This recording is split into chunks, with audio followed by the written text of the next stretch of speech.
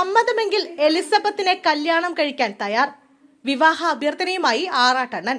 നടൻ ബാലയുടെ മുൻ പങ്കാളി എലിസബത്ത് ഉദയനെ കല്യാണം കഴിക്കാൻ താല്പര്യമുണ്ടെന്ന് സന്തോഷ് വർക്കി എന്ന ആറാട്ടണ്ണൻ.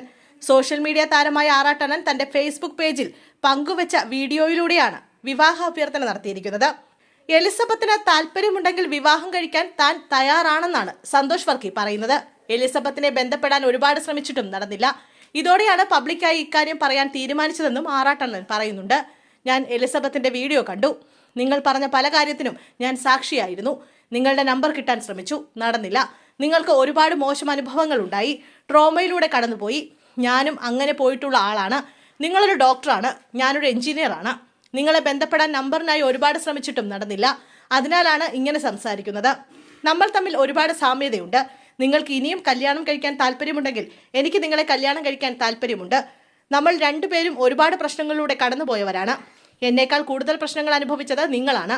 ബാല എന്നെ എന്തു വേണമെങ്കിലും ചെയ്യാം, നിങ്ങളെയും ചെയ്യാം. നിങ്ങളുടെ അതേ അവസ്ഥയിലൂടെയാണ് ഞാനും കടന്നുപോയിട്ടുള്ളത്.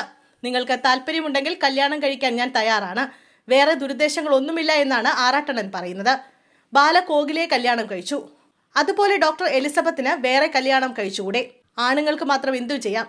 പെണ്ണുങ്ങൾക്ക് ബാധകമല്ലേ കല്യാണമെന്നും സന്തോഷ് വർക്കി ചോദിക്കുന്നുണ്ട്. പിന്നാലെ നിരവധി പേരാണ് കമന്റുകളുമായി എത്തിയിരിക്കുന്നത്. ബാലയ്ക്കെതിരെ എലിസബത്ത് ഉദയൻ തുടരെ ആരോപണങ്ങളുമായി രംഗത്ത് വരുന്ന പശ്ചാത്തലത്തിലാണ് സന്തോഷ് വർക്കിയിൽ നിന്നും ഇങ്ങനെ ഒരു പ്രതികരണം ഉണ്ടാകുന്നത്.